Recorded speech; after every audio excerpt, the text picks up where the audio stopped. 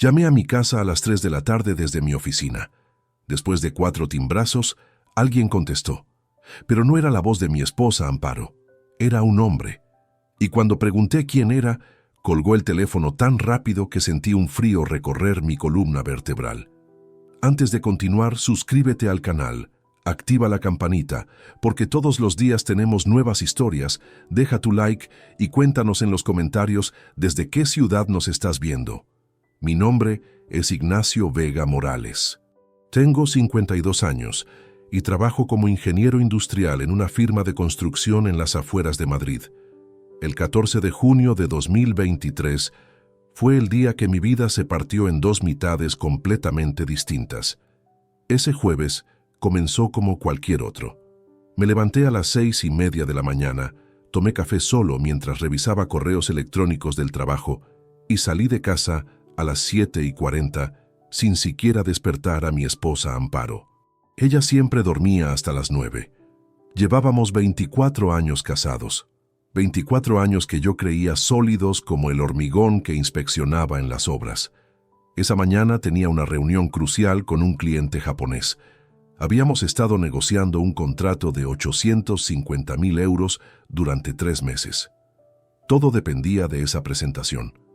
Llegué a la oficina a las 8:40, revisé los planos por quinta vez, verifiqué cada cifra en la propuesta.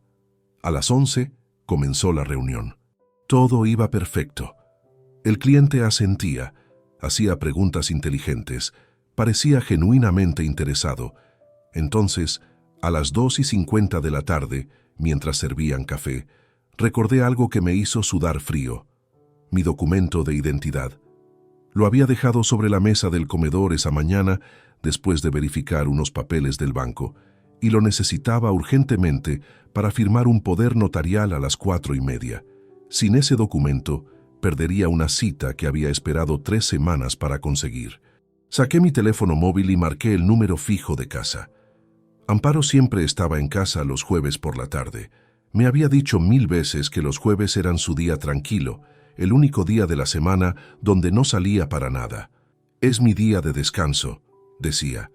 Me quedo en pijama viendo series. Yo confiaba en eso. Confiaba en ella. El teléfono sonó una vez, 2 veces, 3 veces, 4 veces. Entonces alguien contestó. «Diga». Era una voz masculina, grave, confundida. Definitivamente no era Amparo. Me quedé paralizado durante 2 segundos completos. Mi cerebro intentaba procesar qué estaba pasando. ¿Quién diablos estaba en mi casa contestando mi teléfono? «¿Quién habla?», pregunté con voz más alta de lo que pretendía. Algunos colegas en la reunión me miraron extrañados. Hubo un silencio del otro lado. Un silencio que duró apenas 3 segundos, pero que se sintió eterno. Podía escuchar respiración pesada. Luego un sonido como si alguien hubiera tapado el auricular con la mano. Voces amortiguadas en el fondo. Y después, clic. Colgaron. Miré la pantalla de mi teléfono como si el aparato me hubiera traicionado. El contador marcaba 17 segundos de llamada. Volví a marcar inmediatamente. Sonó 8 veces largas. Nadie contestó. Lo intenté de nuevo. Nada. Una tercera vez. Cuarta. Quinta.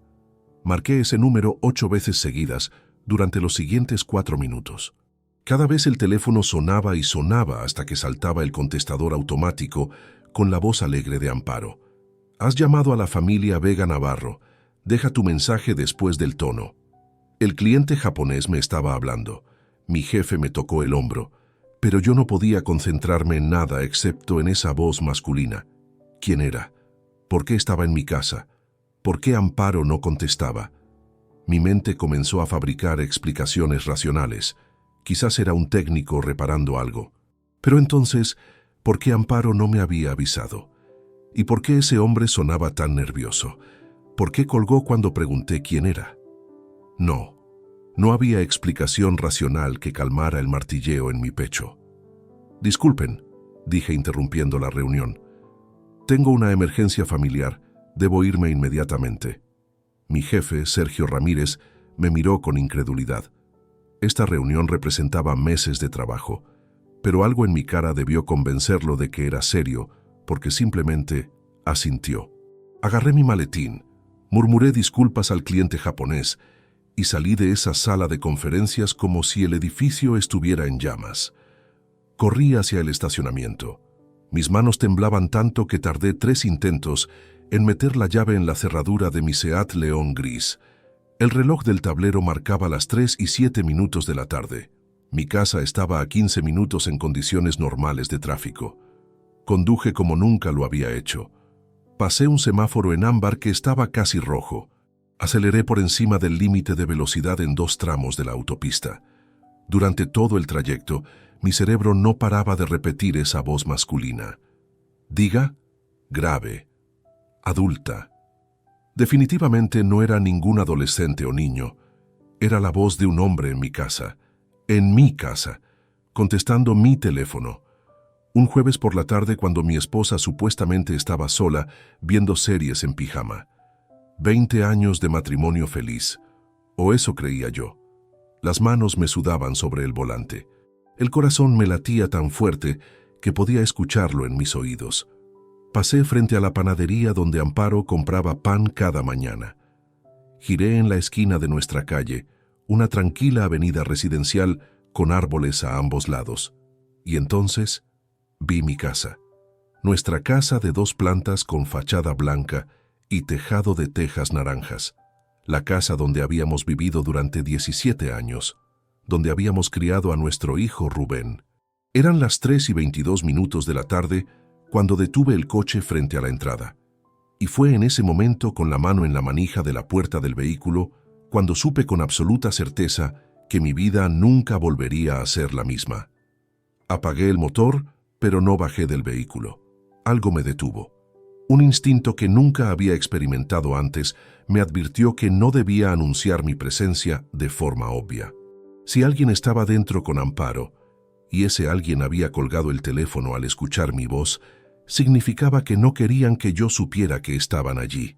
Respiré hondo 3 veces, intentando controlar el temblor en mis manos. Arranqué nuevamente el motor y conduje despacio hacia adelante, pasando frente a mi propia casa sin detenerme.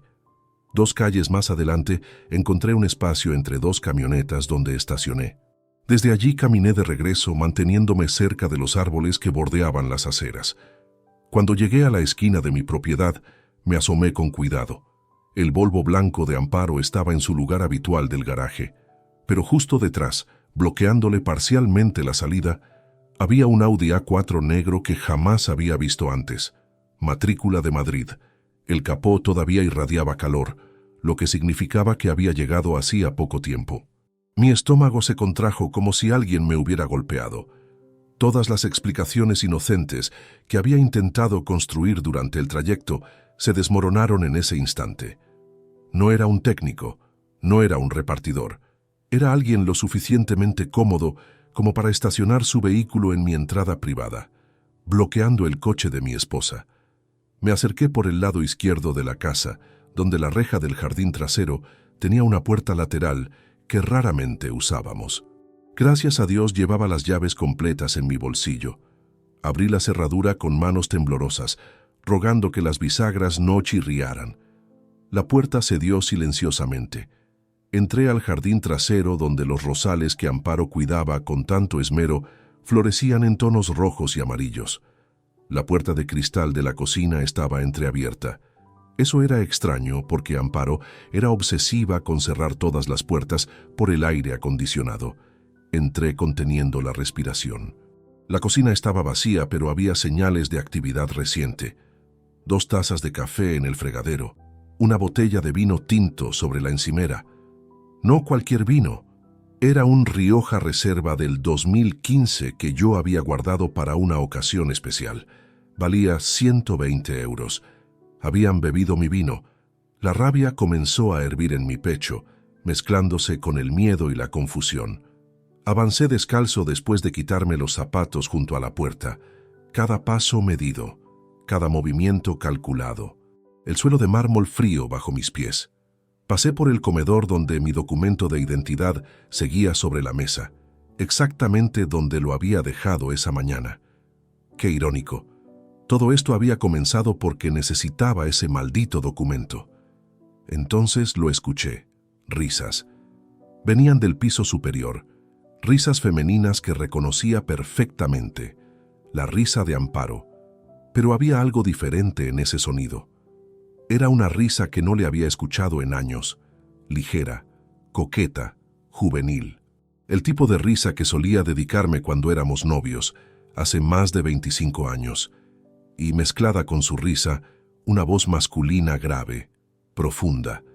La misma voz que había contestado el teléfono. Decía algo que no podía distinguir desde abajo, pero el tono era íntimo, familiar, demasiado familiar. Mis piernas se movieron solas hacia las escaleras. 18 escalones de madera que conocía de memoria porque los había subido miles de veces durante 17 años. Pero nunca los había subido con este terror líquido corriendo por mis venas. Me aferré al pasamanos, no porque lo necesitara para apoyo físico, sino porque sentía que si no me agarraba a algo concreto, podría desmoronarme completamente. Primer escalón. Segundo. Tercero. Las voces se hacían más claras. Ella estaba diciendo algo sobre la próxima semana cuando él viaje a Barcelona. Él respondió con algo que incluía la palabra hotel. Mi mente intentó rechazar lo que estaba escuchando, pero mi cuerpo siguió subiendo. Séptimo escalón. Octavo. Noveno. No puedo creer que tengamos toda la tarde, dijo Amparo. Su voz sonaba feliz, más feliz de lo que la había escuchado en meses. Ignacio nunca llega antes de las 7. Ignacio. Mi nombre en sus labios. Hablando de mí como si fuera un obstáculo, como si mi ausencia fuera una bendición. 13º escalón. 14º. Tu marido es un idiota, dijo la voz masculina. Trabajando como esclavo mientras su mujer está aquí sola todo el día. Si fueras mía, nunca te dejaría sola. Mi marido es un idiota. Esas palabras se clavaron en mi cerebro como cuchillos al rojo vivo. 15º escalón. 16º. 17º. 18º. Llegué al rellano del segundo piso. El pasillo se extendía frente a mí. La puerta de nuestro dormitorio, el que habíamos compartido durante 24 años de matrimonio, estaba abierta a aproximadamente 30 centímetros. A través del espacio, podía ver sombras moviéndose contra la pared iluminada por la luz de la tarde que entraba por la ventana. Di 3 pasos más por el pasillo. Mis calcetines no hacían ningún ruido sobre la alfombra beige que Amparo había elegido hacía 2 años. Es del color de la arena de la playa, había dicho entonces. Me recuerda a nuestro viaje de aniversario. Qué mentirosa resultó ser. 2 pasos más. Ahora podía ver parcialmente dentro de la habitación. La cama, nuestra cama, donde habíamos dormido juntos más de 8,000 noches, donde habíamos concebido a nuestro hijo Rubén, donde ella me había dicho 1000 veces que me amaba.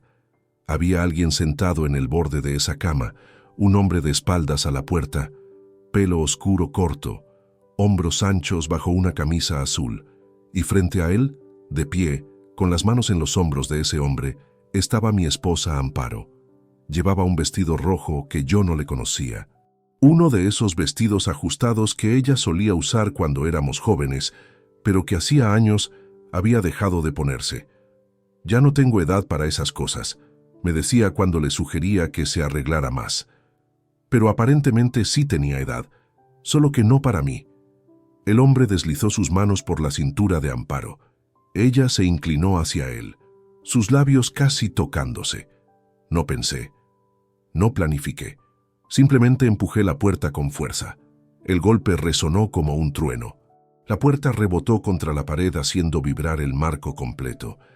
Los dos en la habitación se separaron de un salto como si una bomba hubiera explotado. Amparo gritó, un grito agudo y aterrado. El hombre se puso de pie tan rápido que casi tropieza con sus propios pies. Y por primera vez vi su cara completa. Julián Serrano Ruiz. Lo reconocí inmediatamente, el personal trainer del gimnasio donde Amparo había empezado a ir hacía 1 año. El mismo tipo que ella mencionaba ocasionalmente. Julián dice que debo hacer más cardio. Julián recomienda esta dieta. Julián es muy profesional. Claro que sí. Tenía 40 y tantos años, bronceado, musculoso, guapo de esa manera obvia que tienen los hombres que pasan demasiado tiempo frente al espejo, y en ese momento me miraba con una mezcla de pánico y culpabilidad que confirmaba todo lo que temía. «Ignacio», jadeó Amparo. Su rostro había perdido todo el color. «No es lo que parece. Yo puedo explicar». Miré el reloj en la mesita de noche. Las 3:38 de la tarde del 14 de junio de 2023, el día que mi matrimonio murió. «No es lo que parece». Esas fueron las palabras que eligió. Después de 24 años juntos, después de promesas eternas, después de todo lo que habíamos construido, esa fue su defensa. Como si yo fuera estúpido, como si mis propios ojos me engañaran. «Entonces explícame qué diablos es lo que parece», dije con una calma que no sentía. Mi voz salió baja, casi un susurro, pero cada palabra temblaba de furia contenida. Amparo se tambaleó hacia atrás, separándose completamente de Julián. Sus manos temblaban mientras intentaba arreglarse el vestido rojo que llevaba torcido. Julián, por su parte, buscaba frenéticamente su camisa que había quedado tirada sobre la silla del tocador. El muy cobarde no podía ni mirarme a los ojos. «Ignacio, escucha», comenzó Amparo. Lágrimas brotaban de sus ojos, pero ya no me conmovían. «Julián vino porque me estaba dando una sesión de entrenamiento personal a domicilio. Es completamente profesional». La miré sin parpadear. «¿Entrenamiento personal? ¿Con un vestido de fiesta? ¿En nuestro dormitorio?» Ella abrió la boca, pero ningún sonido salió. Julián finalmente terminó de abotonarse la camisa y dio un paso al frente. Al menos el bastardo tuvo el coraje de enfrentarme, aunque fuera por pura desesperación. «Mire, señor Vega, yo...» «Cállate», lo interrumpí sin siquiera mirarlo. Mis ojos permanecían clavados en Amparo. «No te he dado permiso para hablar. Ahora mismo estoy hablando con mi esposa, o con lo que queda de ella». Caminé hacia el interior de la habitación. Mis piernas se sentían pesadas, como si caminara bajo el agua. Vi las 2 copas de vino sobre la mesita de noche. Una tenía marcas de labial rojo, el labial que Amparo había estado usando. La otra copa estaba medio llena todavía. Al lado, una botella de mi Rioja Reserva del 2015, casi vacía. Pero eso no fue lo peor. Lo peor fue lo que vi tirado descuidadamente sobre el respaldo de la otomana al pie de la cama. Ropa interior masculina, boxers negros de marca Cara, y junto a ellos una corbata azul marino enrollada de cualquier manera. Levanté la corbata con 2 dedos como si fuera algo contaminado. ¿También esto es parte del entrenamiento profesional, Amparo? El entrenador necesita quitarse los calzoncillos para enseñarte flexiones. Su rostro se descompuso por completo. Ya no intentaba mantener la farsa. Las lágrimas corrían libremente por sus mejillas, arrastrando el rímel y dejando manchas negras. «Ignacio, por favor, ¿cuánto tiempo?» Mi voz seguía extrañamente calmada, como si estuviera preguntando por el clima. «¿Cuánto tiempo llevas acostándote con este tipo en mi cama?» Silencio.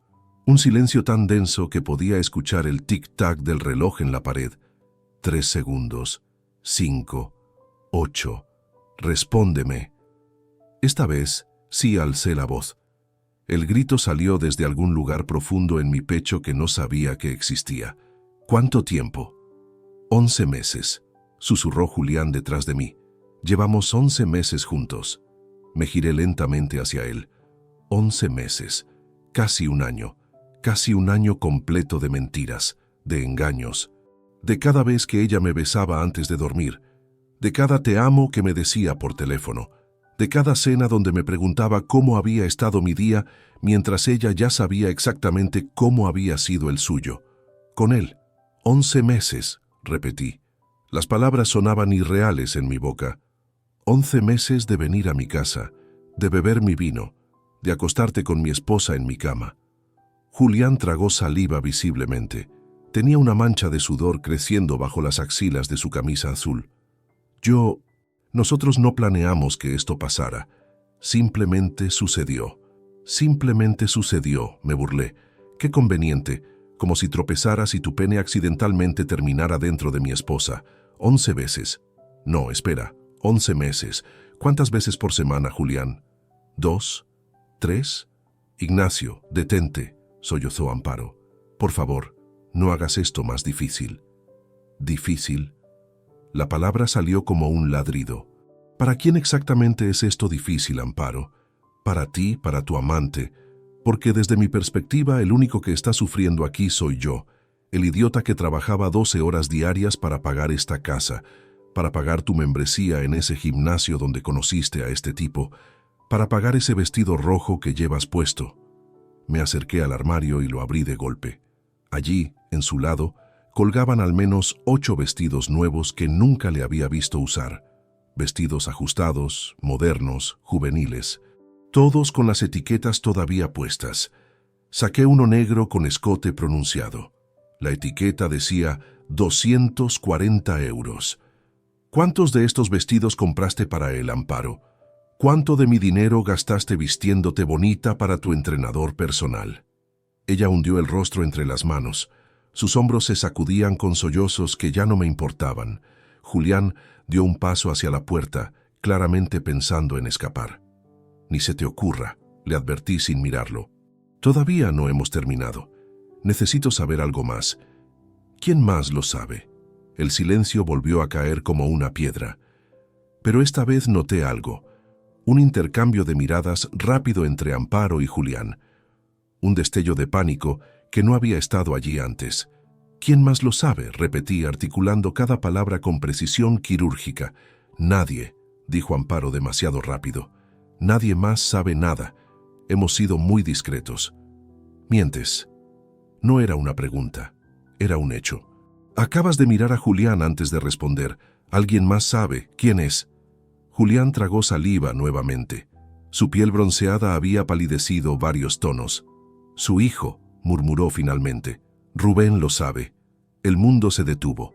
Rubén, mi hijo, mi único hijo de 26 años. El chico que había criado, que había llevado a entrenamientos de fútbol, que había ayudado con tareas escolares. Ese Rubén sabía que su madre me engañaba y no me había dicho nada. ¿Cuánto tiempo? Mi voz volvió a ser un susurro peligroso. ¿Cuánto tiempo lo sabe Rubén? 5 meses, admitió Amparo. Su voz quebrada apenas audible. Volvió a casa más temprano de lo esperado un día en enero. Nos vio juntos en la sala.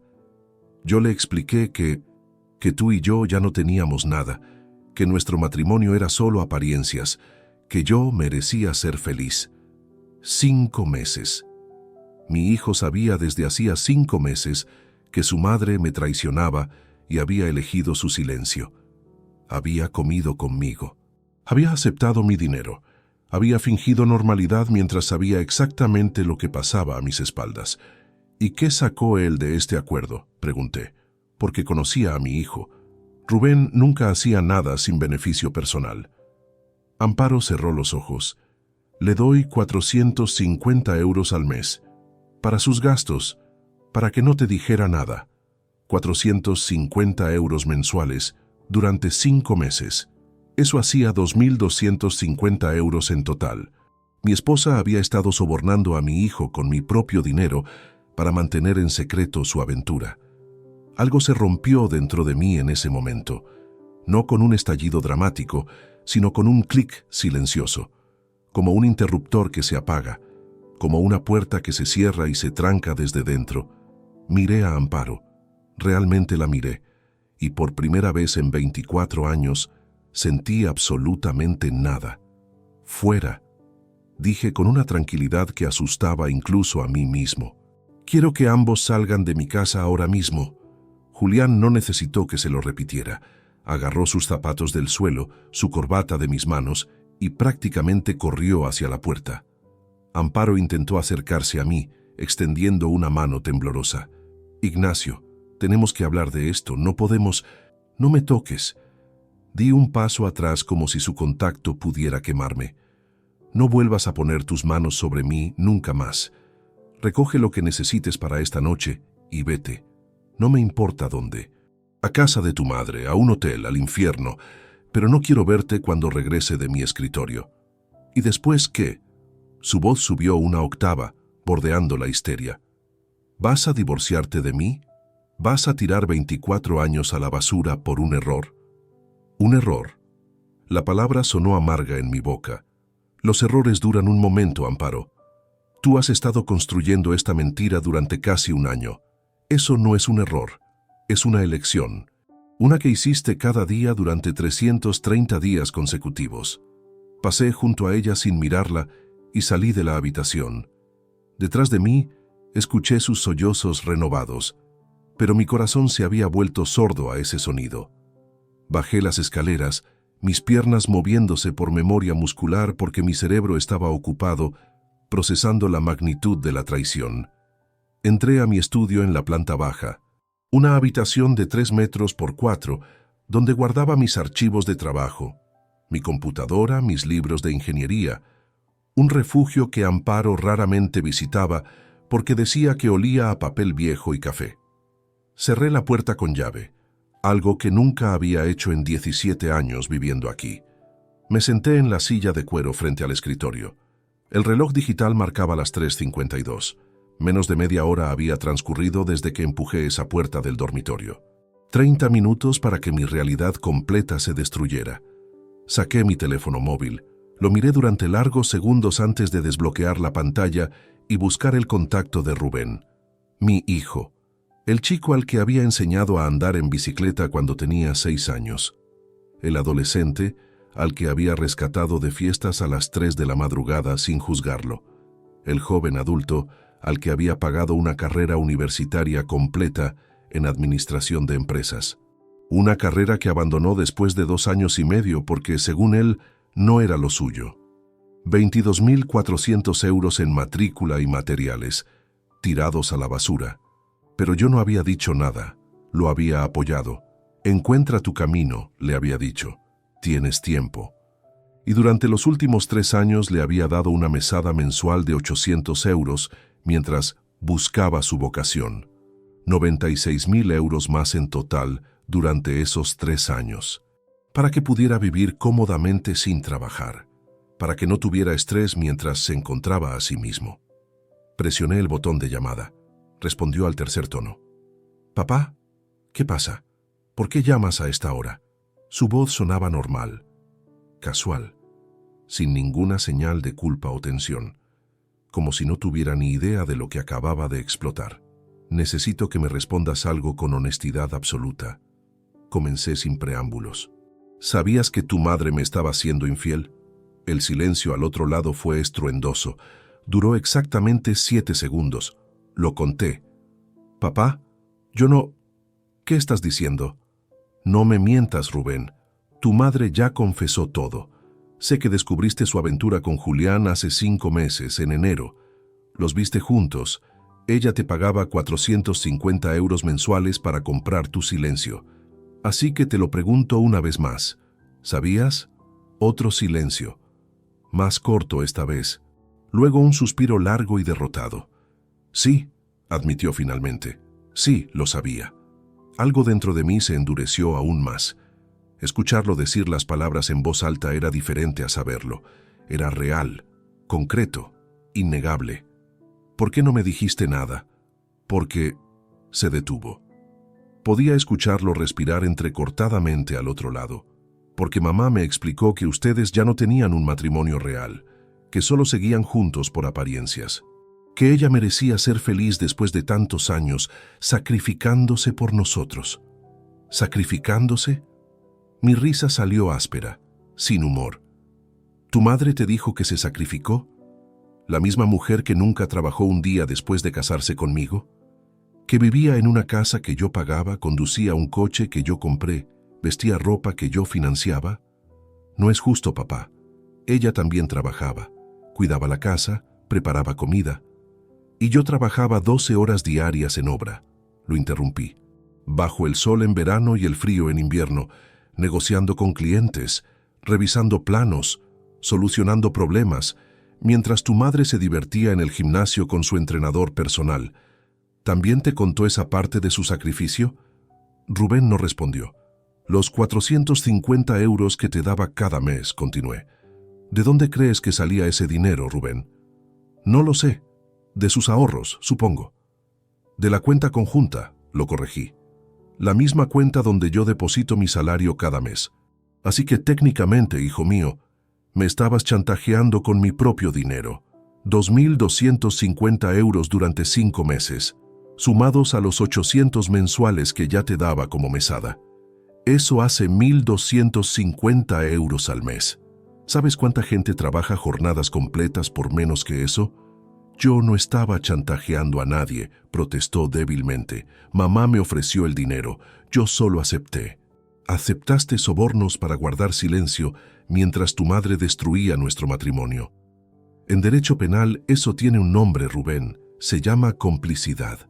Escuché un golpe al otro lado, como si hubiera dejado caer algo. Papá, yo nunca quise hacerte daño. Simplemente pensé que mamá tenía derecho a ser feliz. Tú siempre estabas trabajando, nunca estabas en casa. Ella estaba sola. Trabajaba para mantenerlos a ambos, repliqué. Mi voz había subido varios decibelios sin que me diera cuenta. Para pagar esa universidad que abandonaste, para darte dinero que gastabas en videojuegos y salidas nocturnas, para que tu madre pudiera ir a ese maldito gimnasio donde conoció a su amante. Y así es como me lo agradecen, ella acostándose con otro hombre en mi cama, tú cobrando dinero para mirar hacia otro lado. No es así de simple. Sí lo es, lo corté. Es exactamente así de simple. Tuviste 500 oportunidades para decirme la verdad. 5 meses completos. 150 días donde me viste a los ojos y elegiste mentir. Cada cena familiar, cada conversación telefónica, cada vez que te pregunté cómo estaba tu madre y me dijiste, bien. Eso fue una mentira consciente, deliberada. ¿Y qué querías que hiciera? Por primera vez, su voz adquirió un tono defensivo. ¿Que destrozara la familia? ¿Que causara un escándalo? La familia ya estaba destrozada, Rubén. Simplemente no lo sabía. Y preferiste dejarme vivir en la ignorancia. Preferiste que siguiera siendo el idiota que pagaba las cuentas mientras todos a mi alrededor se reían de mí. Silencio absoluto. Desde este momento, dije con una claridad que me sorprendió, considérate económicamente independiente. No habrá más mesadas, no habrá más ayudas, no habrá más llamadas pidiendo dinero para emergencias. Aprenderás a mantenerte solo, tal como yo lo hice cuando tenía tu edad. Papá, espera, colgué. Apagué el teléfono completamente y lo dejé sobre el escritorio. Afuera escuché ruidos. Amparo bajando las escaleras, la puerta principal abriéndose y cerrándose, el motor del Volvo arrancando, neumáticos sobre grava, luego silencio. Me quedé sentado en esa silla durante 9 horas seguidas. No comí, no bebí agua. Solo me quedé allí mientras el sol se ponía detrás de la ventana y la habitación se hundía en penumbras. Y en esa oscuridad creciente comencé a planificar. El lunes 18 de junio, 4 días después de descubrir la traición, me senté frente al escritorio de la doctora Lidia Parra Suárez en su oficina del distrito de Chamartín. Tenía 39 años, según su placa en la pared, especializada en derecho familiar y divorcios contenciosos. Su asistente me había conseguido esta cita de emergencia después de que busqué en internet Mejor abogada de divorcios Madrid. Señor Vega, comenzó después de escuchar mi relato durante 20 minutos sin interrumpirme. Lo que me describe constituye adulterio documentado. Eso nos da ventaja en el proceso. Pero necesito ser brutalmente honesta con usted sobre los plazos. ¿Cuánto tiempo?, pregunté. Un divorcio contencioso en España, con reparto de bienes y circunstancias agravantes como infidelidad probada, tarda entre 10 y 14 meses. A veces más, si la otra parte contrata abogado combativo. 10 meses mínimo.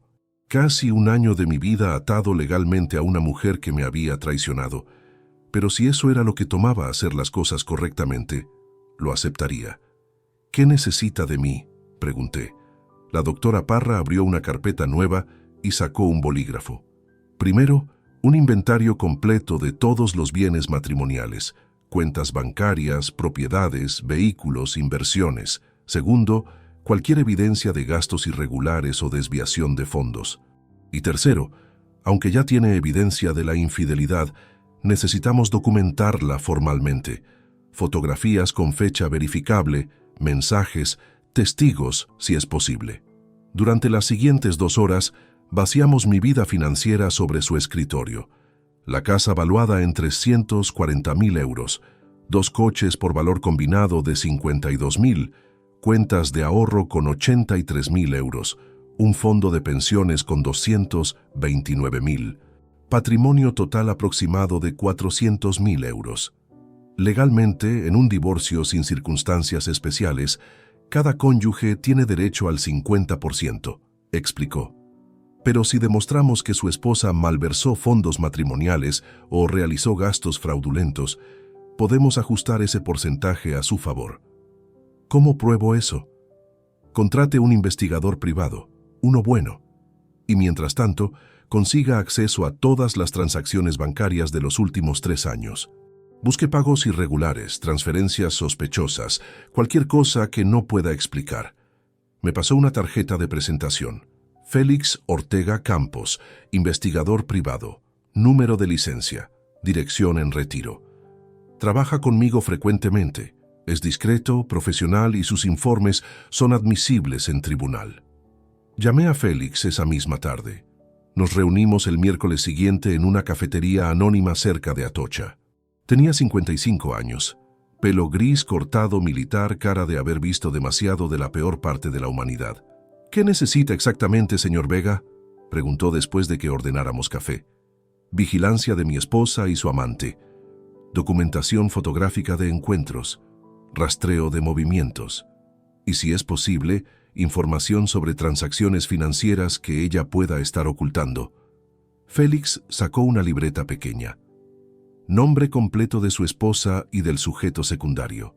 Direcciones, lugares de trabajo, rutinas conocidas. Le di toda la información que tenía. Amparo se había mudado temporalmente con su hermana Begoña en Alcobendas. Julián trabajaba en el gimnasio Fit Life Center en Salamanca. Horarios, matrículas de vehículos, números telefónicos. Mis honorarios son 120 euros la hora más gastos, advirtió. Vigilancia intensiva puede costar entre 2.000 y 4.000 euros semanales, dependiendo de la complejidad. Hágalo, dije sin dudar. Necesito todo lo que pueda conseguir. Durante las siguientes 7 semanas, entre finales de junio y mediados de agosto, mi vida se dividió en 2 realidades paralelas. Por fuera, era Ignacio Vega el ingeniero competente, el profesional serio que nunca fallaba en entregar proyectos a tiempo. Asistía a reuniones, revisaba planos, negociaba contratos. Nadie en mi trabajo sabía que algo había cambiado. Por dentro, era un hombre obsesionado con construir un caso legal indestructible. Félix me enviaba informes cada 3 días, fotografías con marcas de tiempo. Amparo y Julián entrando juntos a un hotel en Pozuelo el 24 de junio a las 2:30 de la tarde, saliendo 3 horas después. Amparo pagando con tarjeta de crédito, la misma tarjeta vinculada a nuestra cuenta conjunta. 180 euros por habitación, mi dinero financiando sus encuentros clandestinos, más fotografías, cenas románticas en restaurantes caros. El 29 de junio, la esquina del Real. 230 euros. El 5 de julio, Casa Lucio, 310 euros. El 12 de julio, Ramón Freixa, 440 euros. Todas cargadas a nuestra tarjeta compartida. Mientras tanto, yo excavaba en nuestras finanzas con metodología de ingeniero. Descargué todos los extractos bancarios de los últimos 3 años. Los imprimí. Los organicé cronológicamente. Y comencé a resaltar anomalías. Transferencias mensuales de 600 euros a una cuenta que no reconocía. Comenzaron en marzo de 2021, 30 meses atrás. 18.000 euros transferidos en total antes de que siquiera conociera a Julián. Llamé al banco haciéndome pasar por un auditor revisando cuentas familiares. La cuenta destinataria estaba a nombre de Amparo Navarro. Solo su apellido de soltera. Una cuenta personal que había abierto sin mi conocimiento. ¿Puedo saber el saldo actual?, pregunté al empleado. Lo siento, señor. Necesitaría autorización de la titular para... Soy su esposo, tenemos régimen de gananciales. Legalmente tengo derecho a esa información. Silencio burocrático. Luego tecleo de computadora. El saldo actual es de 31.800 euros. 31.800 euros. Dinero de nuestra cuenta conjunta. Dinero que yo había ganado con mi trabajo, sistemáticamente desviado durante 3 años a una cuenta secreta. No solo había financiado su aventura con Julián, había estado preparando su salida mucho antes. Esa noche, cuando regresé a casa, Amparo estaba allí. Había vuelto 3 semanas atrás después de rogarme por teléfono durante días. Necesitamos intentar arreglarlo, había dicho. Por favor, dame una oportunidad de demostrarte que puedo cambiar. Había accedido, no porque la perdonara, sino porque necesitaba tiempo para construir mi caso, y porque tenerla cerca me permitía vigilar sus movimientos. Cenamos en silencio. Pollo asado que ella había preparado como gesto de paz. Comí mecánicamente mientras ella intentaba iniciar conversación casual sobre su día. ¿Cómo estuvo el trabajo?, preguntó. Bien, respondí sin elaborar. Conseguí cita con el psicólogo matrimonial para el jueves, el doctor Mendoza. Dicen que es muy bueno ayudando parejas a... No iré, la interrumpí cortésmente. Ya hice mi decisión, Amparo. Esto es solo convivencia temporal hasta que se arreglen los papeles legales. Su tenedor tintineó contra el plato. ¿Papeles legales? ¿Ya contrataste abogado? Por supuesto. La miré directamente a los ojos. ¿Qué esperabas? ¿Que olvidara lo que hiciste? Lágrimas comenzaron a formarse. Las había visto llorar tanto en las últimas semanas que el efecto se había desgastado completamente. Pensé que si te daba espacio, si demostraba que estoy arrepentida... El arrepentimiento no cambia hechos, Amparo. 11 meses con Julián. 2.250 euros pagados a nuestro hijo por silencio. Esos números no desaparecen porque ahora llores. Me levanté de la mesa llevando mi plato al fregadero. Detrás de mí, escuché sus sollozos renovados, pero continué lavando platos con movimientos metódicos. Esa noche, dormí en la habitación de huéspedes como había hecho todas las noches desde mi regreso. Y mientras la casa se sumía en silencio, saqué mi laptop y actualicé la hoja de cálculo donde documentaba cada euro desviado, cada mentira descubierta, cada pieza de evidencia recolectada. Amparo no sabía que cada comida que preparaba, cada lágrima que derramaba, cada intento de reconciliación, todo era inútil. La decisión ya estaba tomada. Solo era cuestión de tiempo y documentación adecuada. El sábado 3 de agosto cité a Rubén a almorzar. Le envié un mensaje escueto. Necesito verte. Restaurante El Albero, 1 de la tarde. Es importante. Respondió con un simple OK 40 minutos después. Llegué 15 minutos antes y elegí una mesa en la esquina del fondo, alejada de otros comensales. El Albero era un lugar discreto cerca de ventas, lo suficientemente público para evitar escenas dramáticas, pero lo bastante tranquilo para tener conversaciones serias. Pedí agua mineral y esperé. Rubén apareció a la 1:08. Llevaba una camiseta desgastada de alguna banda que no reconocí y vaqueros rotos que probablemente costaron más que mi traje de trabajo. Su cabello necesitaba corte hace semanas. Caminó arrastrando los pies, con esa postura encorvada que adoptaba cuando sabía que venía problemas. «Hola, papá», murmuró deslizándose en la silla frente a mí. No hizo contacto visual. «Gracias por venir», dije neutral. «¿Qué quieres comer?» Ordenamos sin mucha conversación. Él pidió solomillo, el plato más caro del menú. Viejo hábito.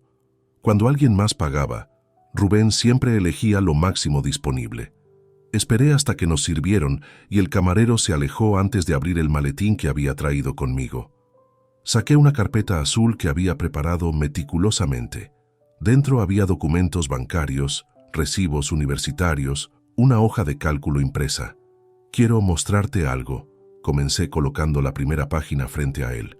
Esto es el comprobante de matrícula de tu primer año en la Universidad Complutense. Administración de Empresas, septiembre de 2019, 7.600 euros. Rubén miró el papel sin tocarlo. Papá, ya sé que pagaste mi universidad. Segundo año, continué ignorándolo y colocando otro documento. 8.100 euros. Tercer año, primer semestre antes de que abandonaras. 6.700 euros. Total invertido en educación que nunca completaste. 22.400 euros. Puse la segunda hoja junto a la primera. Rubén había comenzado a comer su solomillo con movimientos mecánicos, mirando hacia cualquier parte menos hacia mí. Esto, dije colocando la hoja de cálculo, es un desglose de todas las transferencias mensuales que te he hecho durante los últimos 3 años. 800 euros cada mes, 36 meses. Total, 28.800 euros. Sus ojos finalmente se posaron en los números. Vi su nuez de Adán subir y bajar cuando tragó con dificultad. Y esto, añadí colocando el último grupo de papeles, son los extractos bancarios de la cuenta de tu madre donde aparecen las transferencias que ella te hizo. 450 euros mensuales durante 5 meses. Enero, febrero, marzo, abril, mayo. 2.250 euros en total. Dinero que ella tomó de nuestra cuenta conjunta. Dinero que yo gané. Rubén dejó caer el tenedor. El tintineo metálico resonó más fuerte de lo esperado en nuestro rincón silencioso. Si sumamos todo, dije señalando la cifra final en mi hoja de cálculo, he invertido en ti 53.450 euros en los últimos 5 años. Y eso sin contar el coche que te compramos cuando cumpliste 21. Un Peugeot 208 usado de 15.000 euros que vendiste al año siguiente por 10.000 para invertir en un proyecto que nunca despegó. Papá, por favor, 68.450 euros, continué inexorable. Eso es más de lo que muchas personas ganan en 3 años de trabajo honesto, y durante todo ese tiempo, ¿qué has producido tú, Rubén? ¿Qué has aportado? ¿Algún título universitario? No. ¿Algún empleo estable? No. ¿Algún proyecto exitoso? Tampoco. Empujé mi plato a un lado y me incliné hacia adelante. Pero lo que realmente me destruye no es el dinero. Es que cuando descubriste que tu madre me traicionaba, cuando tuviste la oportunidad de demostrar que tenías algo de integridad, elegiste vender tu silencio por 450 euros mensuales. Yo no lo vi así, murmuró Rubén. Su voz apenas audible. Mamá me explicó que su matrimonio contigo estaba muerto hace años, que solo seguían juntos por costumbre, que ella necesitaba ser feliz.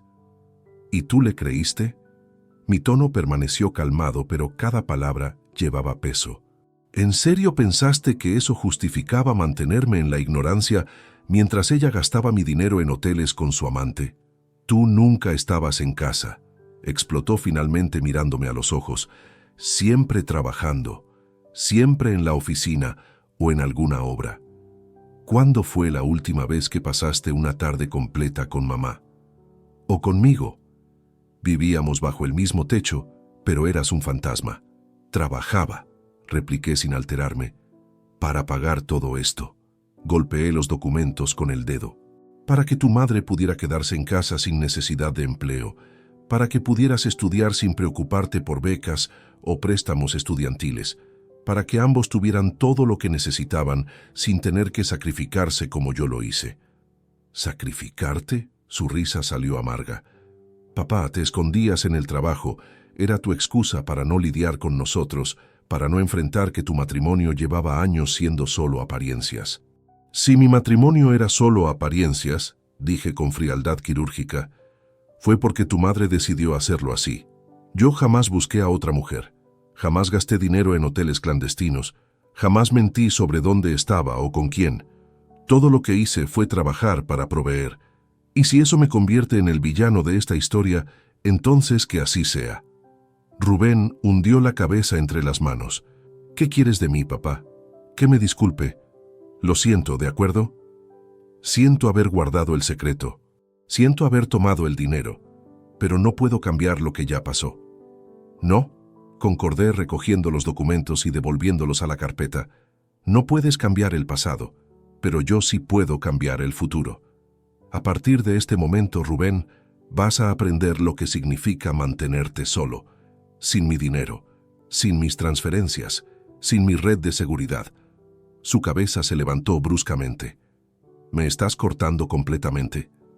Te estoy enseñando responsabilidad, corregí. Algo que debí hacer hace años.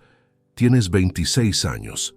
Es hora de que descubras qué se siente trabajar 40 horas semanales por un salario mínimo, pagar alquiler, comprar comida, cubrir gastos básicos sin papá rescatándote cada vez que se te acaba el dinero. No puedo creer que estés haciendo esto, susurró. Por un error, por una mala decisión. No fue una mala decisión, Rubén. Fueron 150 malas decisiones, una cada día durante 5 meses. Cada vez que me viste y no dijiste nada. Cada vez que aceptaste ese dinero sabiendo exactamente para qué era. Cada cena familiar donde fingiste normalidad. Esas no fueron equivocaciones, fueron elecciones conscientes. Me levanté de la mesa, dejando efectivo suficiente para cubrir ambos platos. Rubén permaneció sentado, mirando los billetes como si fueran los últimos que vería en mucho tiempo. Tal vez algún día, dije ajustándome la chaqueta, cuando hayas trabajado lo suficiente como para entender el valor real del dinero, podremos tener otra conversación. Pero hasta entonces, hijo, estás solo. Salí del restaurante sin mirar atrás.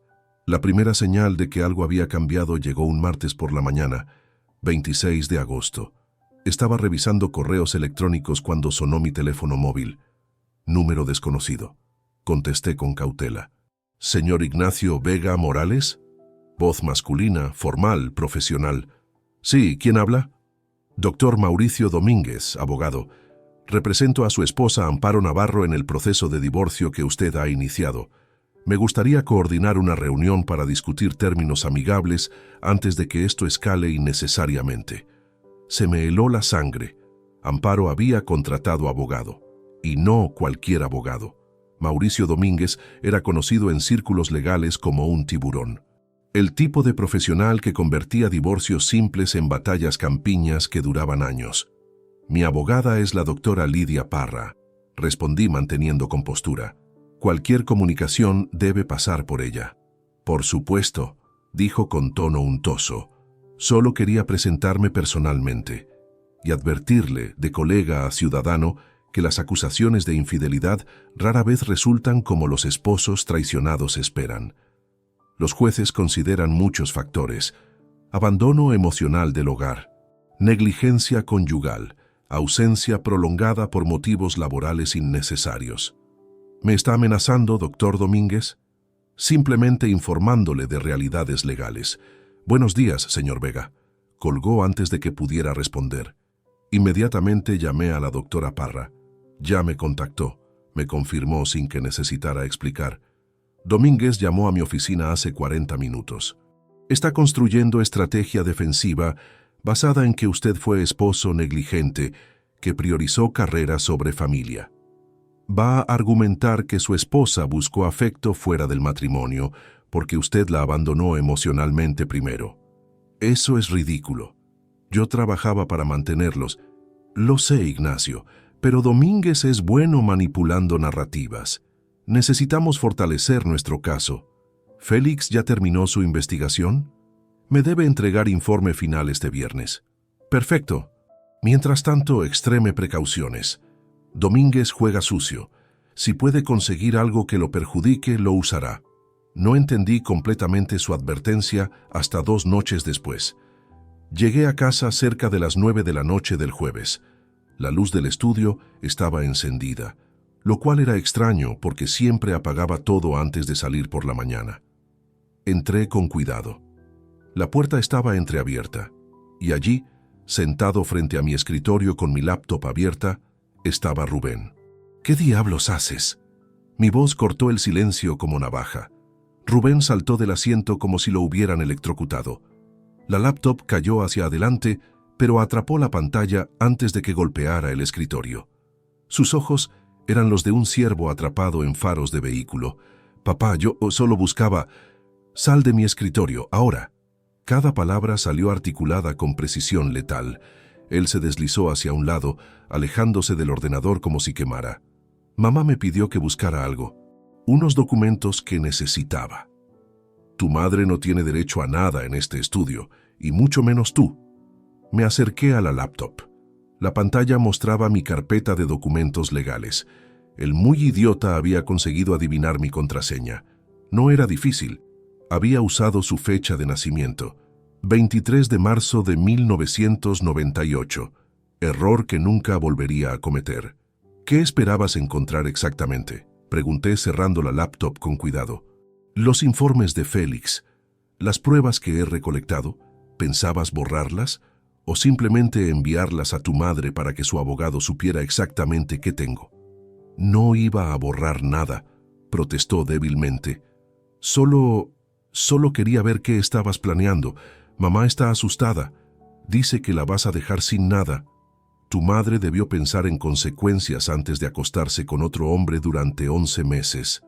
Abrí el cajón del escritorio y saqué un dispositivo USB pequeño. ¿Ves esto? Respaldo automático en la nube. Todo lo que está en esa laptop, cada documento, cada fotografía, cada registro bancario, existe en 3 servidores diferentes. Incluso si hubieras logrado destruir este ordenador, no habrías logrado absolutamente nada excepto añadir destrucción de evidencia a tu lista de delitos. Rubén retrocedió hacia la puerta. No es un delito ayudar a mi madre.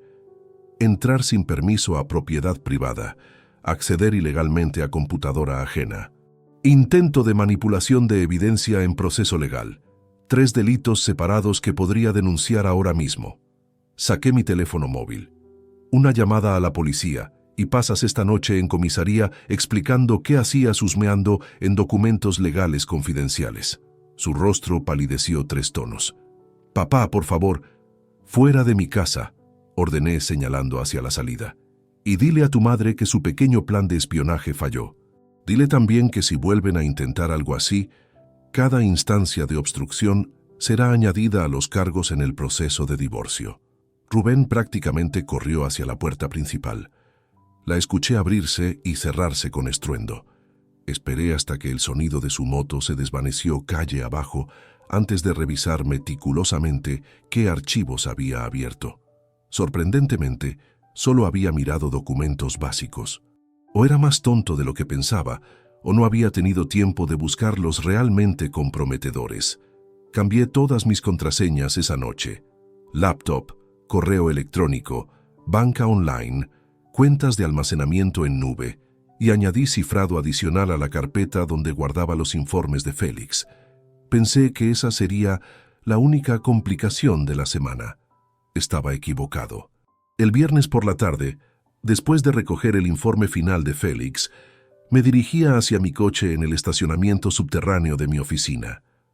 Eran las 7:15. Mayoría de empleados ya se habían ido. El estacionamiento estaba casi vacío bajo luces fluorescentes parpadeantes. Estaba a 3 metros de mi Seat León cuando escuché pasos rápidos detrás de mí. Señor Vega. Voz grave que reconocí inmediatamente. Me giré. Julián Serrano emergió de detrás de un pilar de hormigón.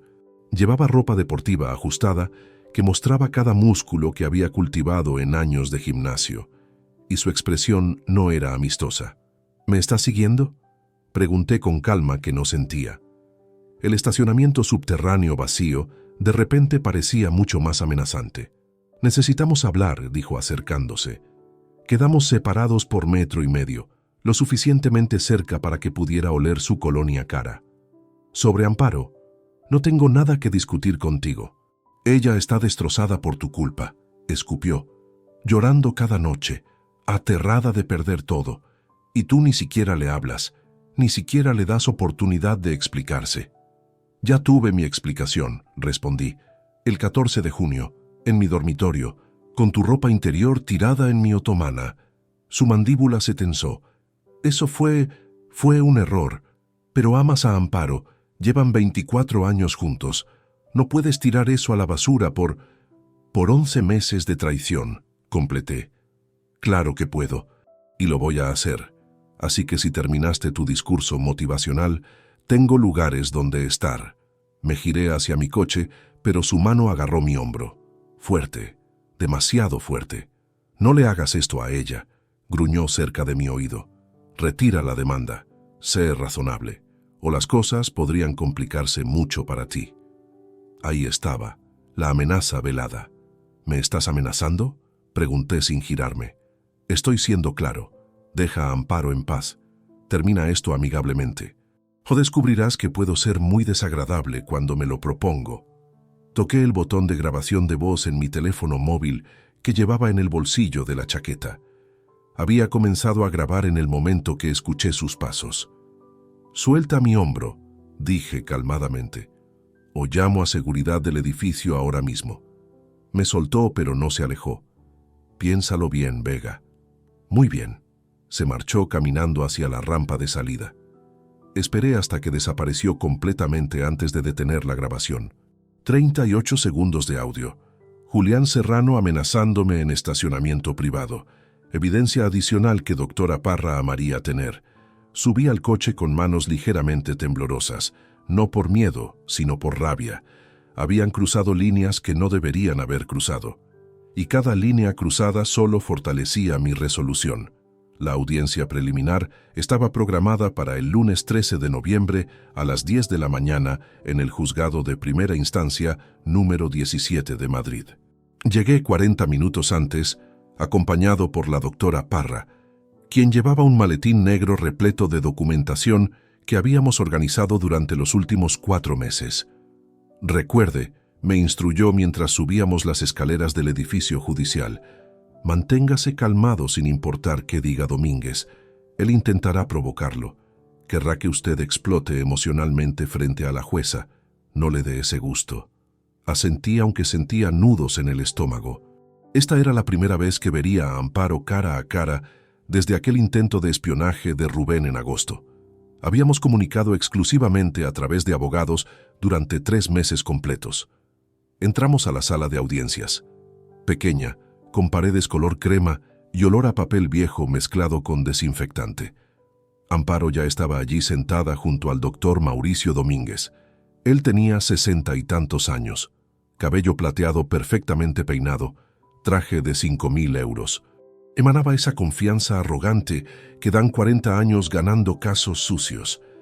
Amparo lucía demacrada, había perdido peso, círculos oscuros bajo ojos hinchados. Vestía traje oscuro conservador, probablemente elegido por Domínguez para proyectar imagen de esposa sufrida.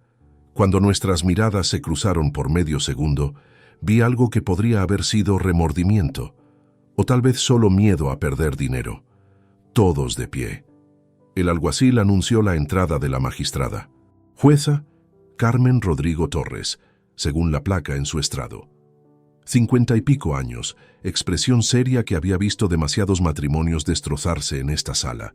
Se sentó revisando expediente brevemente antes de mirar hacia ambos lados. Caso 2345-2023. Divorcio contencioso. Vega Morales contra Navarro de Vega. Doctor Domínguez, tiene la palabra. Domínguez se levantó ajustándose los gemelos de plata. Gracias, señoría. Represento a la señora Amparo Navarro, quien después de 24 años de matrimonio dedicado, se encuentra enfrentando una situación absolutamente devastadora. Mi clienta admite haber cometido errores. Errores nacidos de años de soledad emocional, de un esposo que priorizaba carrera sobre familia, que trabajaba 60 y 70 horas semanales, dejándola completamente abandonada. Objeción, interrumpió la doctora Parra poniéndose de pie. Los horarios laborales del señor Vega son irrelevantes para el adulterio documentado de su esposa. Denegada, respondió la jueza. Doctor Domínguez, continúe, pero vaya al punto. Mi punto, señoría, es que el señor Vega está utilizando este proceso para castigar financieramente a mi clienta por buscar compañía humana básica que su matrimonio no le proporcionaba. Solicita división de bienes desproporcionada, congelamiento de cuentas que dejan a mi clienta sin recursos para necesidades básicas y pretende retenerle acceso a la vivienda familiar donde ha vivido 17 años. Se sentó con aire satisfecho. La jueza hizo anotaciones antes de mirar a la doctora Parra. «Doctora Parra, su turno». Mi abogada se levantó con carpeta azul en manos. «Señoría, la defensa del doctor Domínguez pinta cuadro conveniente, pero absolutamente falso. La señora Navarro no buscó compañía humana básica. Mantuvo aventura sexual de 11 meses con personal trainer llamado Julián Serrano. 11 meses no son error momentáneo. Son decisión consciente repetida 330 veces. Tenemos evidencia fotográfica con marcas temporales. Registros de hoteles pagados con tarjetas de crédito conjuntas. Y más preocupante, descubrimos cuenta bancaria secreta, donde la señora Navarro desvió 31.800 euros durante 3 años sin conocimiento de mi cliente. Colocó extractos bancarios marcados con resaltador amarillo sobre el estrado. La jueza los tomó examinándolos con atención creciente. Adicionalmente, continuó la doctora Parra, la señora Navarro pagó sobornos a su hijo Rubén Vega por valor de 2.250 euros para comprar su silencio sobre la infidelidad. Esto demuestra premeditación y engaño sistemático, no error como sugiere la defensa. Esos son fondos personales de mi clienta, saltó Domínguez. Dinero ahorrado legítimamente. ¿Ahorrado de dónde exactamente?, replicó la doctora Parra. La señora Navarro no ha tenido empleo remunerado durante 24 años. Cada euro en esa cuenta proviene de ingresos ganados exclusivamente por el señor Vega bajo régimen de gananciales. Desviar fondos matrimoniales a cuenta personal sin consentimiento del cónyuge constituye apropiación indebida. La jueza levantó la mano pidiendo silencio. Doctor Domínguez, ¿su clienta puede explicar origen de esos 31.000 euros? Domínguez consultó apresuradamente con Amparo en susurros.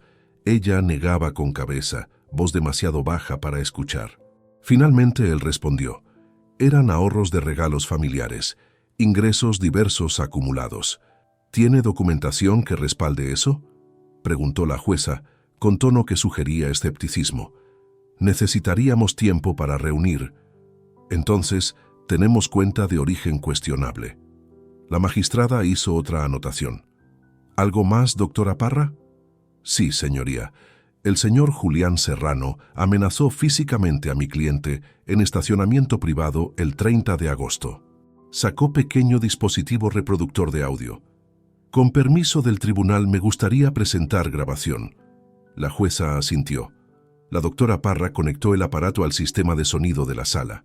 La voz de Julián llenó el espacio. No le hagas esto a ella. Retira la demanda. Sé razonable, o las cosas podrían complicarse mucho para ti. Luego mi propia voz, calmada. ¿Me estás amenazando? Estoy siendo claro. Deja a Amparo en paz. Termina esto amigablemente. O descubrirás que puedo ser muy desagradable cuando me lo propongo. Silencio pesado cayó sobre la sala cuando la grabación terminó. Amparo tenía rostro entre las manos. Domínguez lucía como si hubiera tragado vinagre. ¿El señor Serrano está presente?, preguntó la jueza. No, señoría, respondió la doctora Parra, pero tenemos declaración jurada del señor Vega sobre el incidente más la grabación autenticada por perito acústico que confirma que no ha sido alterada.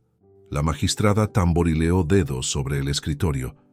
Doctor Domínguez, su clienta eligió amante que amenaza al esposo. Eso no mejora su caso.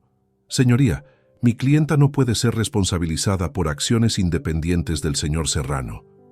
Pero sí puede ser juzgada por su propia conducta, lo cortó la jueza. ¿Tiene algún testigo que presente? Sí, señoría. El hijo de ambos, Rubén Vega Navarro, testificará sobre la dinámica familiar que llevó a... Hágalo pasar. Rubén entró por puerta lateral. No me había dado cuenta que estaba esperando afuera. Vestía traje prestado que le quedaba ligeramente grande. Evitó mirarme mientras tomaba asiento en el estrado de testigos. Después de juramento, Domínguez comenzó. Señor Vega, ¿cómo describiría la relación entre sus padres durante los últimos 5 años? Distante, respondió Rubén con voz temblorosa. Mi padre siempre trabajando. Mi madre siempre sola. Básicamente vivían vidas separadas. ¿Con qué frecuencia su padre estaba presente en casa? Salía antes de las 8 de la mañana, volvía después de las 7 de la noche, a veces más tarde. Fines de semana también trabajaba frecuentemente. ¿Y cómo afectaba eso a su madre? Ella estaba triste, sola. Decía que se sentía como viuda sin estar viuda. La doctora Parra se levantó para contrainterrogatorio. Señor Vega, ¿su padre pagó su universidad? Sí. ¿Cuánto costó? No estoy seguro exactamente. 22.400 euros, dijo la doctora Parra. ¿También le daba mesada mensual? Sí. ¿De cuánto? 800 euros. ¿Su madre le pagó dinero para no contarle a su padre sobre su aventura? Rubén palideció. Ella solo me ayudaba con gastos. 450 euros mensuales, ¿correcto? Sí, pero... Sin peros, señor Vega. ¿Comenzó después de descubrir la infidelidad? Silencio. Responda la pregunta, ordenó la jueza. Sí, murmuró Rubén. ¿Le parece ético aceptar sobornos para ocultar traición? No era soborno. Su voz subió defensivamente. Era solo, mi madre necesitaba apoyo. ¿Apoyo para engañar a su esposo? No. Apoyo emocional porque mi padre nunca estaba. Pero usted acabó de testificar que su padre trabajaba constantemente. ¿Para qué trabajaba tanto? Rubén abrió boca sin respuesta. Para mantenerlos, completó doctora Parra. A usted, a su madre, la casa, los coches, todo. Sin testigos más preguntas, señoría. La jueza revisó notas extensamente. Finalmente habló. He escuchado suficiente para tomar decisiones preliminares. Ordeno las siguientes medidas cautelares efectivas inmediatamente. 1. Congelamiento de cuenta conjunta, excepto gastos básicos documentados. 2. Suspensión de tarjetas de crédito de la señora Navarro vinculadas a fondos del señor Vega. 3. Inventario completo de bienes matrimoniales realizado por perito neutral. 4. La señora Navarro deberá desocupar vivienda familiar temporalmente hasta sentencia final. 5. Prohibición de contacto entre cualquier parte y el señor Julián Serrano. Audiencia final programada para abril de 2024. El mazo golpeó. Todo había terminado. Por ahora. Febrero de 2024 llegó con frío inusual para Madrid. Había nevado 2 veces en una semana, algo que no sucedía desde hacía años. Yo continuaba mi rutina mecánica. Trabajo durante el día, documentación legal por las noches, gimnasio 3 veces por semana para liberar tensión acumulada. No había vuelto a ver a Amparo desde aquella audiencia en noviembre. Según la doctora Parra, se había mudado temporalmente con su hermana Begoña en un apartamento de 2 habitaciones en Alcobendas. Rubén tampoco había intentado contactarme. Al parecer finalmente había conseguido empleo en un almacén de distribución ganando 1.100 euros mensuales. Bienvenido al mundo real, hijo. El martes 6 de febrero recibí llamada inesperada durante mi hora de almuerzo. Número que reconocí vagamente pero no podía ubicar. Ignacio, voz femenina, nerviosa, familiar. ¿Quién habla? Soy Marisol, tu prima Marisol. Marisol Vega Santander. La había visto tal vez 5 veces en los últimos 10 años. Reuniones familiares obligatorias, algún funeral, esas cosas. Trabajaba en algún lugar relacionado con juzgados. Nunca presté mucha atención. Marisol, qué sorpresa. ¿Todo bien? Necesito contarte algo. Su voz bajó como si alguien pudiera escucharla. Trabajo en administración del juzgado 17. Vi tu expediente de divorcio. Mi estómago se tensó. Esos expedientes son confidenciales. Lo sé. No leí detalles, solo vi los nombres procesándolos. Pero, Ignacio, tu caso está generando conversación. Personal administrativo habla. Y ayer mi compañera Silvia mencionó algo a su cuñada, que trabaja en el mismo gimnasio que cierto entrenador personal. Cerré los ojos. Por supuesto, en Ciudad de Millones, Madrid podía ser pueblito pequeño cuando se trataba de chismes. ¿Qué dijeron exactamente? Que Amparo Navarro estaba siendo procesada por infidelidad con entrenador del Fit Life. que había cuenta secreta con 30.000 euros robados, que su hijo fue sobornado para silencio. Las secretarias de juzgado hablan, Ignacio, y sus familias escuchan, y esas familias cuentan a amigos. Ya sabes cómo funciona. Lo sabía. Como incendio en bosque seco. Una chispa minúscula que crece hasta devorar hectáreas completas. ¿Por qué me llamas para contarme esto? Porque pensé que deberías saber, antes de que llegue a tus oídos de peor manera, y porque, bueno, siempre me caíste bien. Lamento lo que estás pasando. Agradecí y colgué. Me quedé mirando el teléfono durante largos minutos. Parte de mí quería sentir satisfacción, justicia poética, Amparo enfrentando consecuencias sociales de sus acciones, pero mayormente sentía vacío, cansancio. 2 días después, el jueves 8 de febrero, la doctora Parra me envió mensaje. «Llámame urgente». Marqué inmediatamente. ¿Qué pasó? Los padres de Amparo se enteraron. Ramón y Encarnación Navarro. Aparentemente alguien del círculo social les contó versión completa del caso. Ramón llamó al doctor Domínguez furioso, exigiendo explicaciones sobre por qué su hija estaba siendo difamada públicamente. No es difamación si es verdad documentada. Exacto.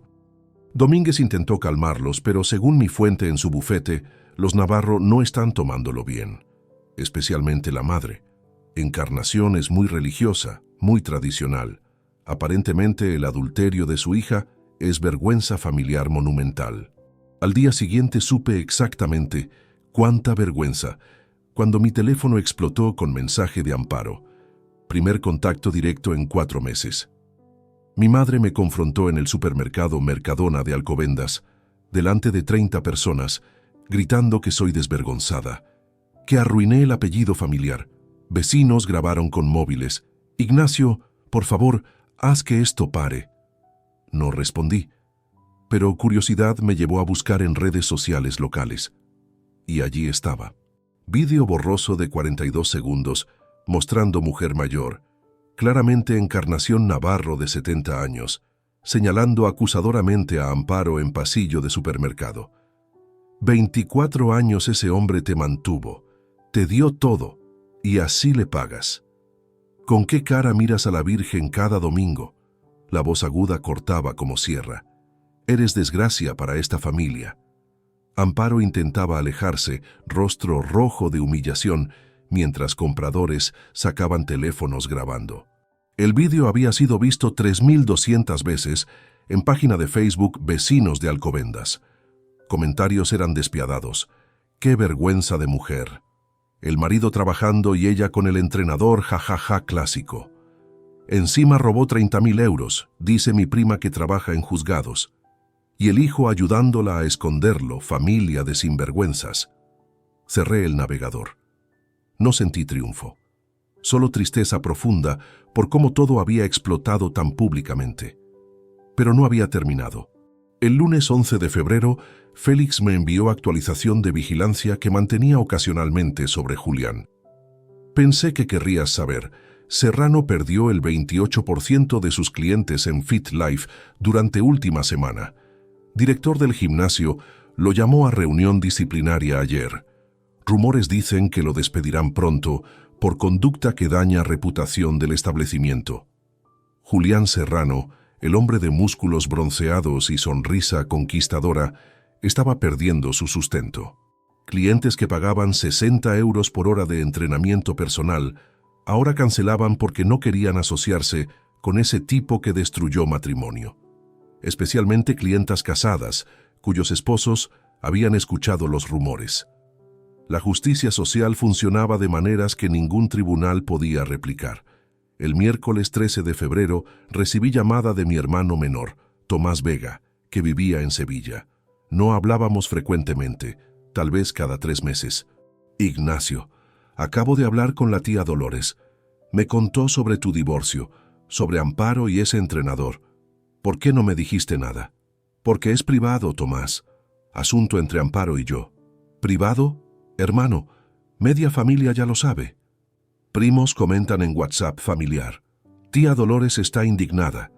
Dice que siempre supo que Amparo era demasiado presumida para ser esposa decente. Cerré los ojos con fuerza. Por supuesto que había grupo de WhatsApp familiar. Y por supuesto que el chisme había llegado allí también. No quiero hablar de esto, Tomás. Entiendo, solo llamaba para decirte que tienes mi apoyo y que si necesitas algo, cualquier cosa, cuenta conmigo. Lo que te hizo esa mujer es imperdonable. Después de colgar me quedé sentado en silencio. El cerco se cerraba alrededor de Amparo desde todas direcciones. Sus padres la repudiaban. Su círculo social susurraba. Vecinos la reconocían del vídeo viral. El amante perdía trabajo. Y la familia extendida de su esposo traicionado murmuraba condenas. Esto era lo que había querido, ¿verdad? Justicia, consecuencias, que ella sintiera aunque fuera fracción del dolor que me causó. Entonces, ¿por qué me sentía tan hueco? El jueves 14 de febrero, día de San Valentín, irónicamente, la doctora Parra me citó en su oficina. Domínguez quiere negociar. Los Navarro están presionando a Amparo para resolver esto rápido y discreto. Están dispuestos a aceptar división 60-40 en tu favor, más devolución completa de los 31.800 si retiras algunas acusaciones más duras del expediente. ¿Qué acusaciones? Las referencias a soborno del hijo, las amenazas de Serrano, cosas que hacen quedar a Amparo peor públicamente. Estudié las cifras que la doctora Parra había calculado. 60% de 400.000 euros era 240.000, más los 31.000 devueltos. 271.000 euros total. ¿Y ella se queda con cuánto?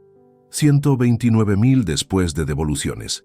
Suficiente para vivir modestamente durante años si era prudente, lo cual dudaba que fuera. Acepto, dije, pero con una condición adicional.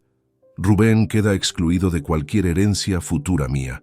Documentado legalmente, testamento modificado. La doctora Parra asintió tomando notas. Lo redactaré hoy. Salí de esa oficina sintiéndome extrañamente ligero, como si hubiera soltado peso que cargaba desde junio. La batalla estaba ganada. Ahora solo faltaba esperar la sentencia formal en abril, pero la victoria sabía a cenizas. El lunes 22 de abril de 2024, 10 meses después de aquella llamada telefónica que destrozó mi mundo, me senté nuevamente en la sala del juzgado número 17. Esta vez, para escuchar la sentencia definitiva. La jueza Rodrigo entró puntual a las 11 de la mañana. Su expresión era la misma máscara profesional que había mantenido durante todo el proceso. 30 minutos de lectura de resolución técnica llena de considerandos y, por tanto, legales que resumían 10 meses de documentación, audiencias, peritajes. Pero los números importantes llegaron al final. Se decreta disolución matrimonial con efectos inmediatos, división patrimonial, 62% para el demandante señor Vega Morales, equivalente a 248.000 euros. 38% para la demandada señora Navarro de Vega, equivalente a 152.000 euros, menos 31.800 de devolución obligatoria por fondos desviados, resultando en 120.200 euros netos.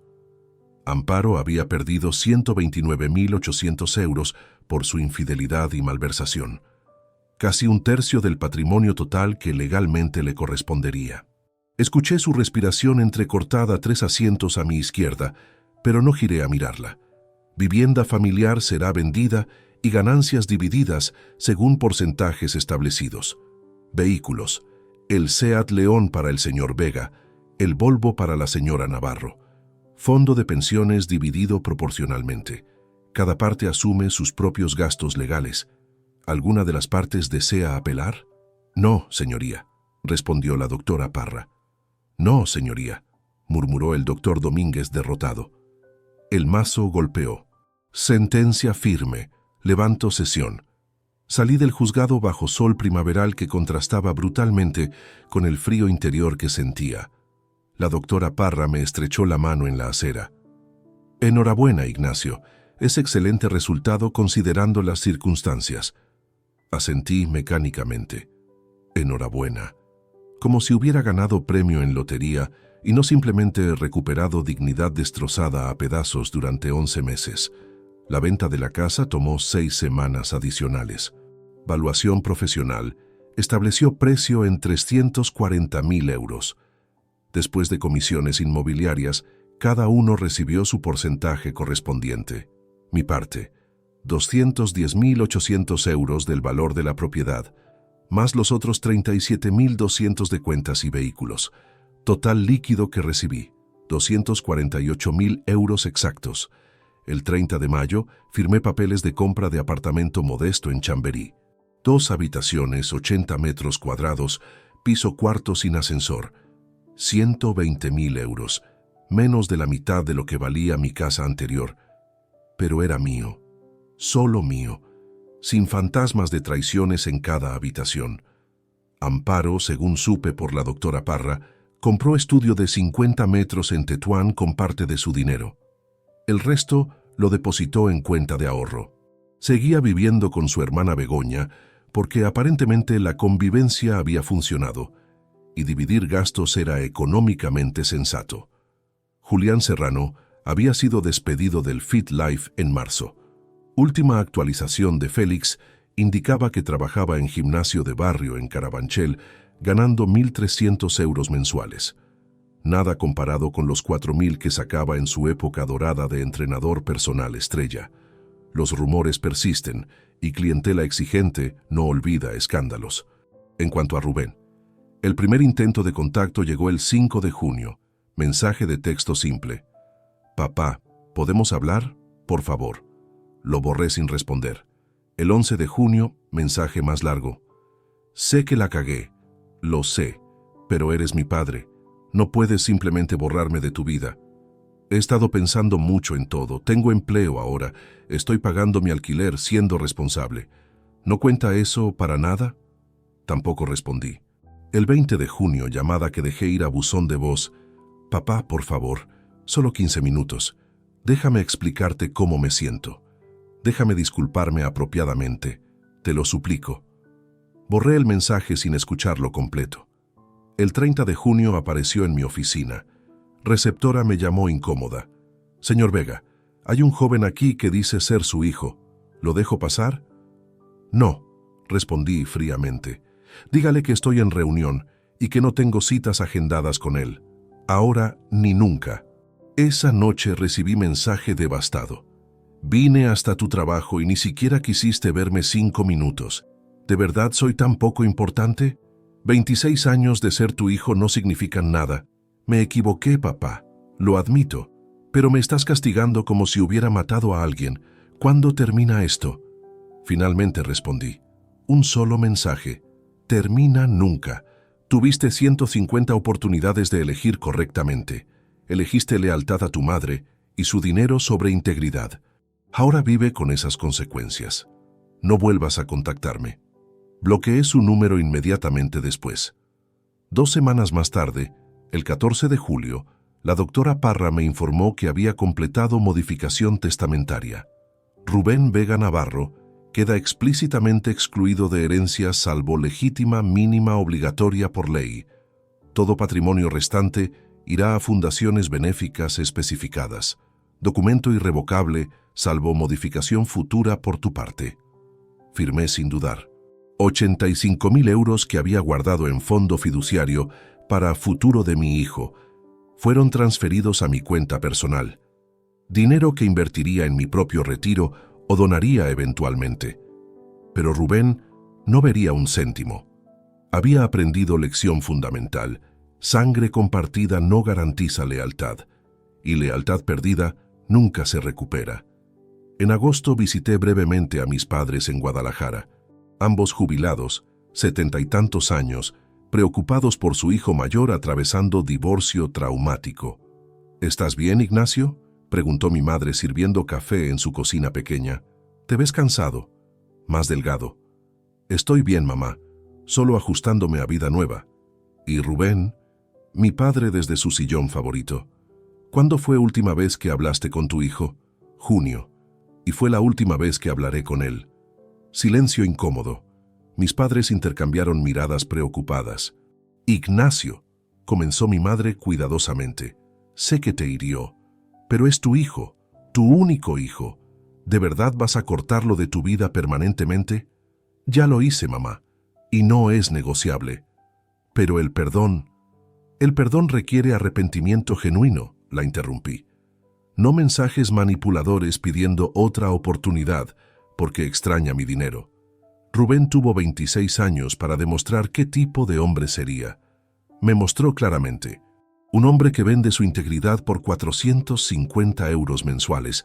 No necesito ese tipo de persona en mi vida, sangre compartida o no. No insistieron más, pero vi tristeza en ojos de mi madre. Ella nunca entendería completamente. Había criado 3 hijos en matrimonio estable de 42 años con mi padre. No conocía traición de esta magnitud. Regresé a Madrid ese mismo día, a mi apartamento silencioso de Chamberí, a rutina solitaria que había construido. Trabajo, gimnasio, comida simple, sueño. Sin drama, sin mentiras, sin familia que me apuñalara por espalda. Era existencia pequeña comparada con vida que había tenido, pero era honesta. Y después de 10 meses de descubrir mentiras apiladas sobre mentiras, honestidad valía más que cualquier lujo. Diciembre de 2024 llegó con temperaturas inusualmente suaves para Madrid. 18 meses habían transcurrido desde aquella llamada telefónica a las 3 de la tarde que cambió mi vida irreversiblemente. 6 meses desde la sentencia definitiva. Y aquí estaba yo, sentado en el balcón estrecho de mi apartamento en Chamberí, tomando café solo mientras el sol invernal pintaba edificios cercanos de naranja pálido. Mi vida se había reducido a patrones simples y predecibles. Despertaba a las 6:30 cada mañana. Café, ducha, oficina a las 8. Trabajo hasta las 6 de la tarde, raramente más tarde porque ya no necesitaba escapar de casa incómoda. Gimnasio 3 veces por semana, supermercado los sábados, domingos leyendo o caminando por el Retiro. Era existencia monástica comparada con el caos de meses anteriores. Pero había encontrado extraña paz en esa simplicidad. El jueves 5 de diciembre, durante almuerzo en cafetería cerca de mi oficina, vi a Amparo por primera vez desde la sentencia de abril. Pura casualidad geográfica en Ciudad de Millones. Ella estaba 3 mesas más allá, de espaldas, pero reconocí inmediatamente su cabello castaño, ahora con mechones grises que antes teñía religiosamente. Estaba sola. Comía ensalada leyendo algo en su teléfono móvil. Vestía ropa modesta, sin los atuendos caros que solía usar. Había envejecido visiblemente. Líneas más profundas alrededor de ojos. Hombros ligeramente encorvados. Ya no era la mujer de 48 años que se vestía para impresionar a entrenador personal. Era mujer de 50, acercándose a 51, cargando peso de decisiones que destrozaron su vida. Pude haberme ido sin que me viera. Pude haber pagado discretamente y desaparecido, pero algo me hizo quedarme, observarla, preguntarme qué pensaba mientras comía sola en cafetería anónima. ¿Se arrepentía? ¿Extrañaba la casa que vendimos? ¿Los 22 años donde fue mantenida sin preocupaciones financieras? ¿O simplemente extrañaba a Julián y emoción prohibida de aventura secreta? No lo sabía, y me sorprendió descubrir que ya no me importaba saberlo. Ella levantó vista del teléfono y nuestros ojos se encontraron durante exactamente 3 segundos. Vi reconocimiento, sorpresa, algo que podría haber sido vergüenza o tal vez solo incomodidad. Abrió boca como si fuera a decir algo. Me levanté, dejé dinero en mi mesa y salí sin pronunciar palabra. Afuera respiré aire frío diciéndome que había hecho lo correcto. Ella era pasado. Capítulo cerrado. Nada bueno vendría de conversación forzada en cafetería pública. Esa noche, por primera vez en meses, busqué actualizaciones sobre personas que habían formado mi antigua vida. Rubén, según perfil público de LinkedIn que aún tenía acceso, seguía trabajando en Logística Hernández S.L., el almacén donde había conseguido empleo 10 meses atrás. Puesto operario de almacén, salario que podía estimarse en 1.100 o 1.200 euros mensuales. Vivía, según su última ubicación de Instagram, también pública, en apartamento compartido en Vallecas con 2 compañeros de piso. Su último mensaje había sido el 3 de octubre. Papá, hoy es mi cumpleaños, 27 años. Sé que no vas a responder, pero quería que supieras que te extraño. Cada día. Y lamento todo más de lo que palabras pueden expresar. 47 mensajes similares en total durante 6 meses. Todos sin respuesta. Todos archivados en carpeta que raramente abría. Julián Serrano había desaparecido prácticamente de redes sociales. Su última publicación de Instagram databa de julio. Fotografía genérica de puesta de sol con texto «Nuevos comienzos». 122 comentarios, mayoría negativos. Ojalá el marido al que traicionaste también tenga nuevo comienzo. Karma existe, amigo. Entrenador personal que destruye matrimonios, bonito currículum. Su perfil profesional indicaba ahora Personal Trainer Independiente. Traducción: sin gimnasio que lo contratara después del escándalo, trabajaba con clientela limitada que lo contactaba directamente. Ingresos probablemente tercio de lo que ganaba antes. Cerré todas esas búsquedas sintiendo vacío persistente. Había ganado. Legalmente, financieramente, socialmente. Amparo había perdido dinero, reputación, familia. Rubén había perdido padre y red de seguridad económica. Julián había perdido carrera y prestigio. Pero mi victoria sabía a polvo. El 23 de diciembre, 2 días antes de Navidad, recibí invitación de mi hermano Tomás para pasar festividades en Sevilla con su familia. Decliné cortésmente. No tenía energía para responder preguntas bien intencionadas sobre mi nueva vida solitaria, para fingir alegría navideña que no sentía. Pasé Nochebuena solo en mi apartamento. Preparé cena simple: filete, patatas asadas, vino tinto aceptable de supermercado. Nada como cenas elaboradas que Amparo solía preparar en nuestra antigua casa, pero suficiente. Mientras comía mirando luces navideñas parpadeantes en edificio de enfrente, reflexioné sobre los 18 meses transcurridos, sobre hombre que había sido en junio de 2023, ingeniero exitoso, esposo confiado, padre generoso, sobre hombre que era ahora, ingeniero igual de exitoso profesionalmente, pero emocionalmente cauterizado, relacionalmente aislado, familiarmente solo. ¿Valió la pena la justicia que busqué tan meticulosamente? La respuesta honesta era compleja. Sí, porque mantuve dignidad, porque no dejé que traición quedara sin consecuencias, porque demostré a mí mismo que no era alfombra donde otros podían limpiarse zapatos. Pero también no, porque el costo había sido enorme. No solo dinero y tiempo invertido en proceso legal, sino pérdida de capacidad para confiar, pérdida de hijo que, aunque traidor, seguía siendo mi sangre, pérdida de ilusiones sobre familia y lealtad que había sostenido durante 52 años. Ahora tenía 54, vivía en apartamento pequeño sin memorias compartidas, trabajaba eficientemente pero sin pasión particular. Existía más que vivía, y sin embargo, cada noche dormía con conciencia tranquila, sin preguntarme si esposa me mentía, sin calcular si hijo me estaba utilizando, sin cargar peso de ser idiota e ignorante mientras todos reían a mis espaldas. Soledad elegida con dignidad intacta versus compañía envenenada con traición continua. Si tuviera que elegir nuevamente, haría exactamente lo mismo. El 31 de diciembre, última noche de 2024, me quedé despierto hasta medianoche por primera vez en meses. Desde mi balcón observé fuegos artificiales explotar sobre Madrid, colores brillantes iluminando cielo negro, y en ese momento, rodeado de celebración distante, hice promesa silenciosa a mí mismo. El año nuevo no traería reconciliaciones. No buscaría perdón que no sentía genuinamente.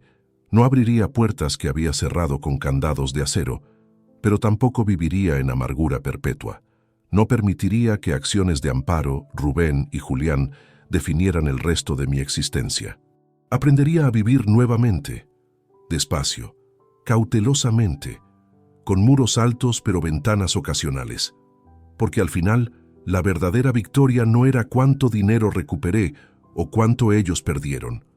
Era saber que cuando me miraba al espejo cada mañana, veía hombre íntegro que eligió dignidad sobre conveniencia, hombre que aprendió dolorosamente que a veces la única familia confiable es uno mismo. Y si eso significaba vivir solo el resto de mis días, que así fuera. Porque soledad honesta siempre será mejor que compañía traidora. Siempre. Si te gustó esta historia, dale like al video, suscríbete al canal y comparte tus impresiones en los comentarios.